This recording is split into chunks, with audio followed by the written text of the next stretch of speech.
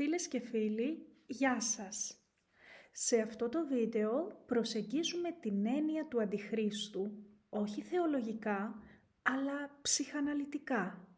Όχι ως πρόσωπο, αλλά ως ψυχική λειτουργία.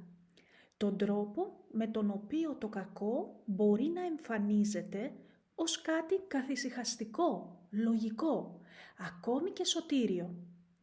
Είμαι η Μαριάννα, ψυχίατρος και ψυχοθεραπεύτρια και θα σας αναλύσω πώς η ανάγκη για ασφάλεια μετατρέπεται σε ανάγκη για απόλυτες απαντήσεις.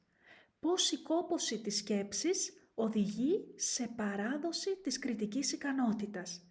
Και γιατί το κακό σπάνια εμφανίζεται ομά, αλλά συχνά ως λύση. Το βίντεο είναι ψυχοεκπαιδευτικό. Δεν αποτελεί διάγνωση, θεραπεία ή πνευματική καθοδήγηση. Στόχος είναι η κατανόηση των ψυχικών μηχανισμών που μας κάνουν ευάλωτους στη χειραγώγηση. Υπάρχει μια περίεργη ιδέα που επανέρχεται ξανά και ξανά στην ιστορία της ανθρωπότητας. Ότι το κακό δεν θα έρθει ως κάτι αποκρουστικό. Ότι δεν θα μοιάζει απειλητικό. Ότι δεν θα εμφανιστεί με βία από την αρχή. Αντίθετα, λέγεται ότι θα έρθει ως κάτι καλό. Ως κάτι καθησυχαστικό. Ως κάτι που μοιάζει να λύνει προβλήματα. Στην πίστη, φίλες και φίλοι, αυτό περιγράφεται με τη μορφή του Αντιχρίστου. Στην ψυχολογία όμως, αυτό που μας ενδιαφέρει δεν είναι το πρόσωπο, είναι η λειτουργία. Γιατί ο Αντίχριστος, ψυχαναλυτικά, δεν είναι απλώς μια θρησκευτική φιγούρα. Είναι ένα σύμβολο. Ένα σύμβολο του τρόπου με τον οποίο ο άνθρωπος μπορεί να παραδώσει τη σκέψη του όταν κουραστεί να αντέχει την αβεβαιότητα. Σε αυτό το βίντεο λοιπόν δεν θα μιλήσουμε για προφητείες, δεν θα μιλήσουμε για φόβο και σίγουρα δεν θα μιλήσουμε για συγκεκριμένα πρόσωπα.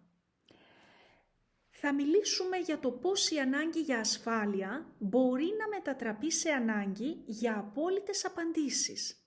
Για το πώς η επιθυμία για νόημα μπορεί να γίνει εργαλείο χειραγώγησης. Και για το πώς το κακό πολλές φορές εμφανίζεται ως λύση. Γιατί μόνο ό,τι κατανοούμε πάβει να μας εξουσιάζει. Όταν μιλάμε για τον Αντίχριστο, οι περισσότεροι άνθρωποι σκέφτονται μία ακραία φιγούρα, ένα τέρας, μία καρικατούρα του κακού. Κάποιον εμφανώς απειλητικό, βίαιο, σκοτεινό, που δεν αφήνει περιθώριο αμφιβολίας για τις προθέσεις του. Όμως, τόσο η θεολογική παράδοση, όσο και η ψυχαναλυτική σκέψη συγκλίνουν σε κάτι πολύ πιο ανησυχητικό. Το κακό δεν εμφανίζεται ποτέ έτσι. Ο Αντίχριστος, αν τον δούμε όχι κυριολεκτικά, αλλά ψυχοδυναμικά, δεν είναι το πρόσωπο που τρομάζει. Είναι το πρόσωπο που μπορεί να καθησυχάζει. Στα κείμενα της χριστιανικής παράδοσης, ο Αντίχριστος περιγράφεται ως εκείνος που θα μοιάζει με τον Χριστό χωρίς να είναι. Θα μιλά για αγάπη, ειρήνη, ενότητα, σωτηρία. Θα φαίνεται ευγενικός, πιστικός, χαρισματικός. Και ακριβώς γι' αυτό θα είναι επικίνδυνος. Όχι επειδή θα επιτεθεί ευθέως, αλλά επειδή θα διαβρώσει. Όχι επειδή θα επιβάλλει τη βία, αλλά επειδή θα ακυρώσει, φίλες και φίλοι, τη σκέψη. Αν το δούμε ψυχαναλυτικά, ο Αντίχριστος δεν είναι ένα ιστορικό πρόσωπο που περιμένουμε να εμφανιστεί. Είναι μία ψυχική λειτουργία, ένα μοτίβο, ένας τρόπος σχέσης με τον εαυτό και τον άλλον. Είναι η μορφή εκείνη που υπόσχεται ανακούφιση από το άγχος της ύπαρξης, με αντάλλαγμα την παραίτηση από την εσωτερική αλήθεια.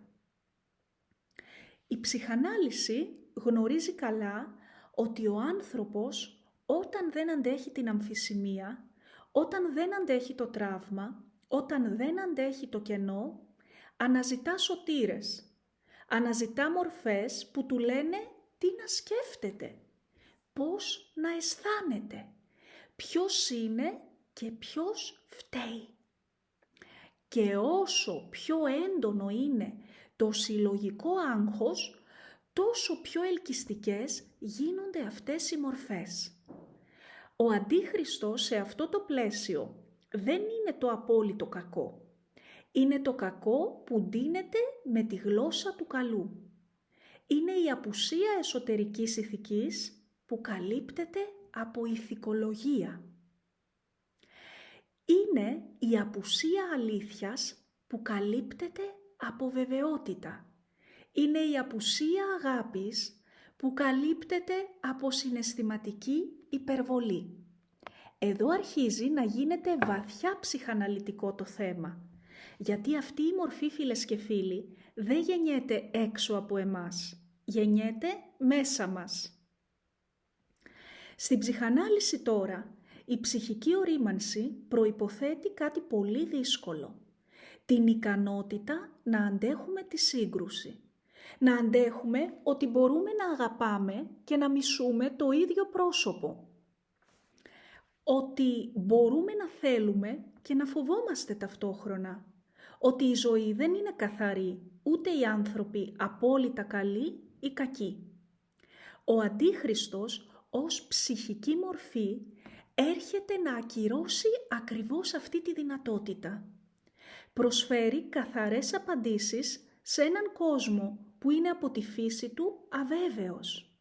Προσφέρει ξεκάθαρες ταυτότητες σε ανθρώπους που δυσκολεύονται να αντέξουν την πολυπλοκότητά τους. Προσφέρει έναν εχθρό για να μην χρειαστεί να στραφεί κανείς προς τα μέσα. Αυτό, φίλες και φίλοι, δεν είναι τυχαίο. Όταν το άτομο δεν έχει αναπτύξει επαρκή εσωτερικά αντικείμενα, όταν δεν έχει μια σταθερή αίσθηση εαυτού, τότε η αμφιβολία βιώνεται ως απειλή. Η σκέψη γίνεται επικίνδυνη. Η εσωτερική διεργασία προκαλεί άγχος.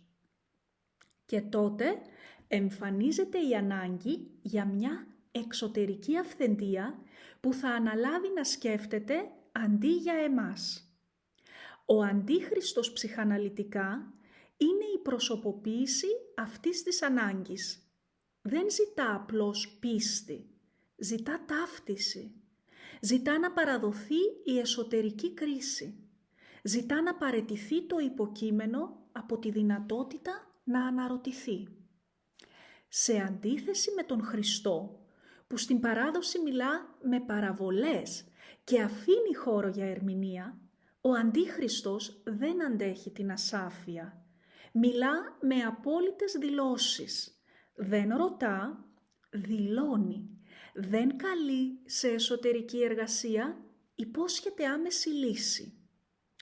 Αυτό είναι το πιο επικίνδυνο σημείο. Γιατί ο άνθρωπος που πονά, που φοβάται, που νιώθει χαμένος, είναι έτοιμος να ανταλλάξει την ελευθερία του με μία αίσθηση βεβαιότητας. Στην ψυχαναλυτική θεωρία, ο παθολογικός ναρκισσισμός δεν έχει να κάνει απλώς με την αγάπη προς τον εαυτό. Έχει να κάνει με την αδυναμία να αναγνωριστεί ο άλλος ως ξεχωριστό υποκείμενο. Ο ναρκισσιστής δεν σχετίζεται, καταναλώνει, δεν συναντά, χρησιμοποιεί τον άλλο και συχνά αυτός ο τύπος προσωπικότητας δεν εμφανίζεται ως επιθετικός ή αλαζονικός. Αντίθετα, εμφανίζεται ως χαρισματικός, καθησυχαστικός, ακόμα και θυσιαστικός.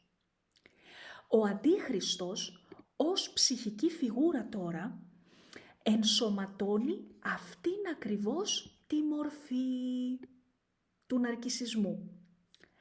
Δεν παρουσιάζεται ως κάποιος που ζητά εξουσία για τον εαυτό του. Παρουσιάζεται ως εκείνος που ξέρει, που καταλαβαίνει, που νοιάζεται. Μιλά με λόγο που αγγίζει τα συναισθήματα, αλλά όχι τη σκέψη. Δημιουργεί αίσθηση οικειότητας χωρίς πραγματική σχέση. Δημιουργεί αίσθηση ασφάλειας χωρίς πραγματικό κράτημα. Στην ψυχανάλυση τώρα γνωρίζουμε ότι ο χαρισματικός ηγέτης λειτουργεί συχνά ως εξειδανικευμένο αντικείμενο. Το άτομο που τον ακολουθεί δεν τον βλέπει όπως είναι, αλλά όπως χρειάζεται να είναι. Προβάλλει πάνω του την ανάγκη για προστασία, για νόημα, για καθοδήγηση.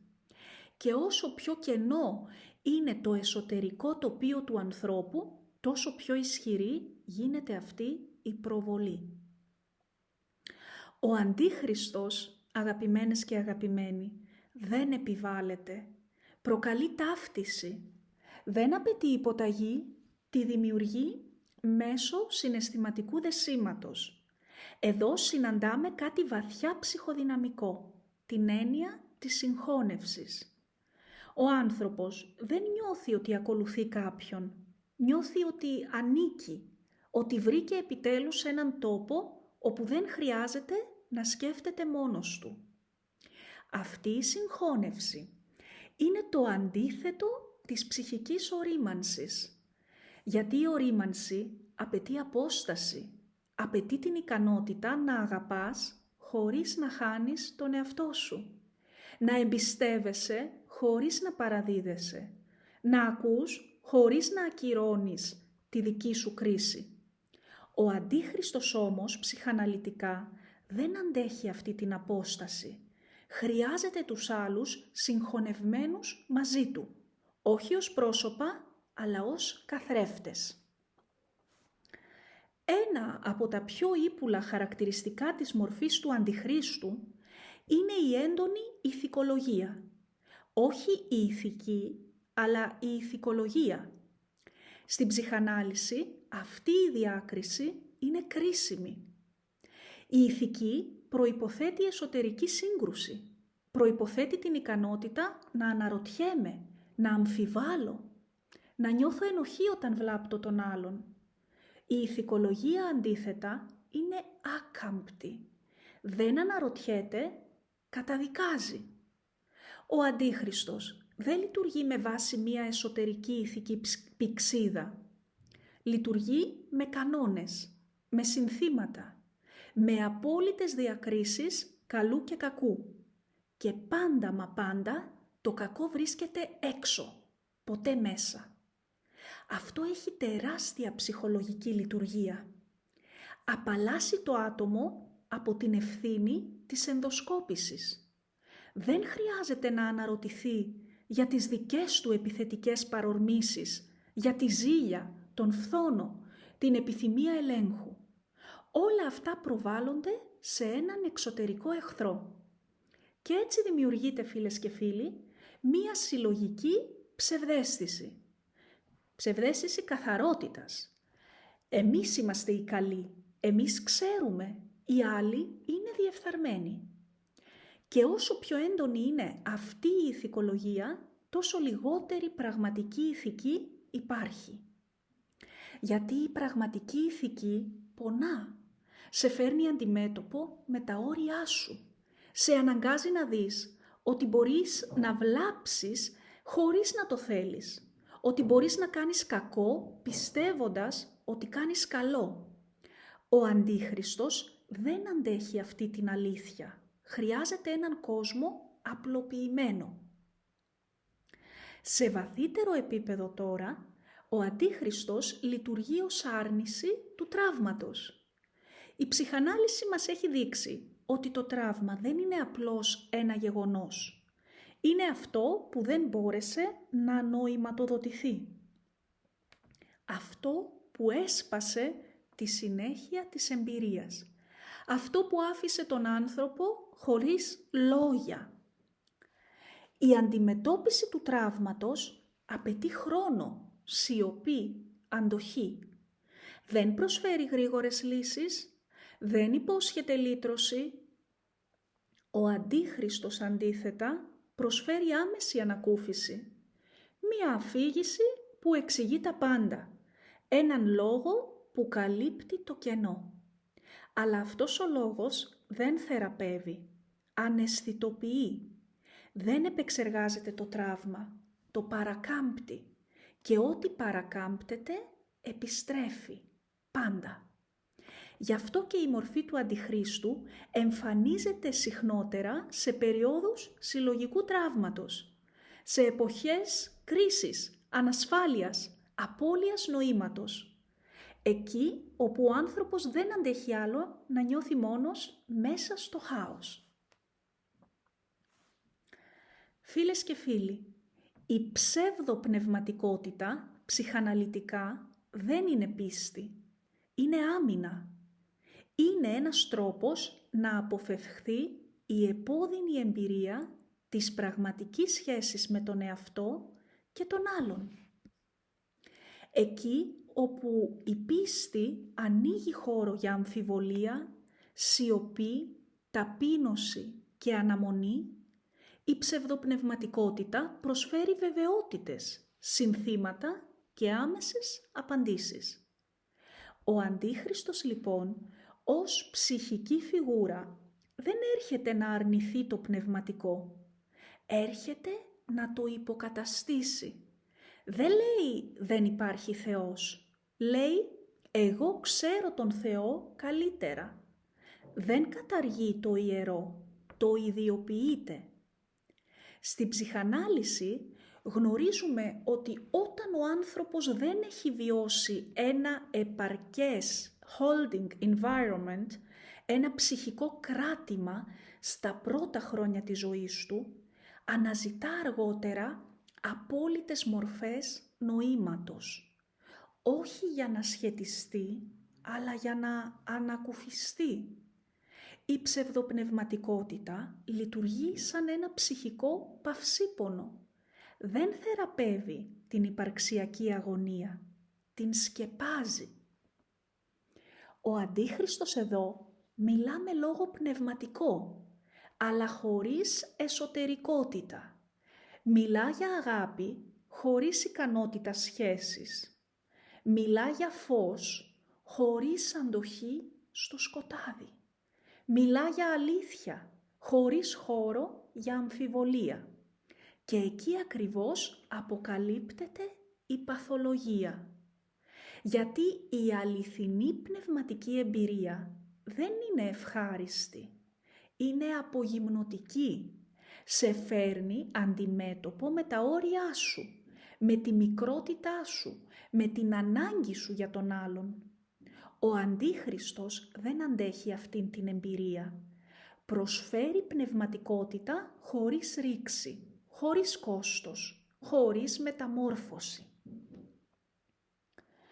Ένα από τα πιο επικίνδυνα ψυχολογικά στοιχεία της μορφής του Αντιχρίστου είναι ότι απαλλάσσει τον άνθρωπο από την ευθύνη της σκέψης. Δεν χρειάζεται να αποφασίσεις, δεν χρειάζεται να κρίνεις, δεν χρειάζεται να αντέξεις την αμφισημία. Κάποιος άλλος το κάνει για σένα. Στην ψυχαναλυτική θεωρία αυτό συνδέεται με την έννοια της παλινδρόμησης. Ο ενήλικας επιστρέφει σε μία παιδική θέση εξάρτησης.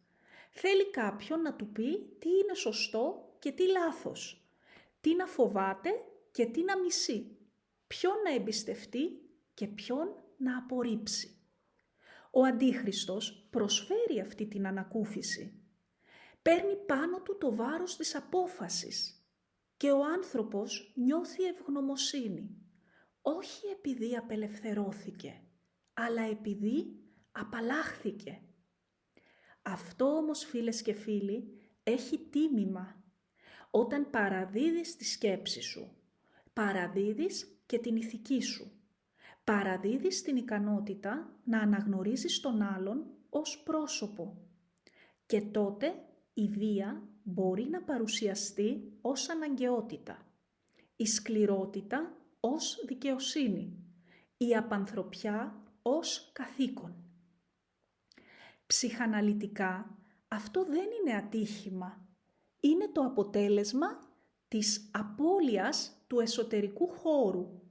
Όταν δεν υπάρχει εσωτερικός διάλογος, ο άνθρωπος γίνεται ευάλωτος σε κάθε εξωτερική φωνή που μιλά με βεβαιότητα. Γιατί τώρα η μορφή του Αντιχρίστου μας αφορά όλους, όχι μόνο τους άλλους. Το πιο δύσκολο σημείο αυτής της ανάλυσης είναι να αναγνωρίσουμε ότι ο Αντίχριστος ψυχαναλυτικά δεν είναι μόνο έξω από εμάς.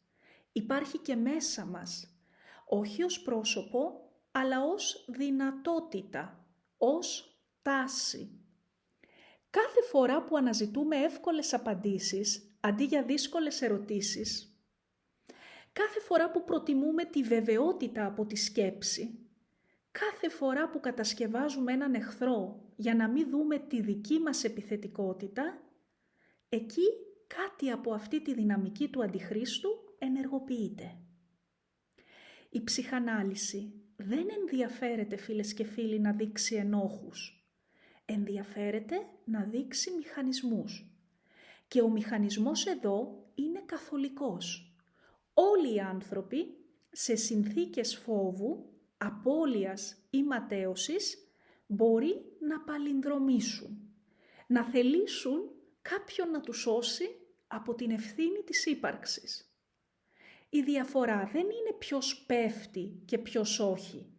Η διαφορά είναι ποιος μπορεί να αντέξει, να μείνει σε επαφή με την αμφιβολία, με το μη γνωστό, με την αγωνία χωρίς άμεση ανακούφιση.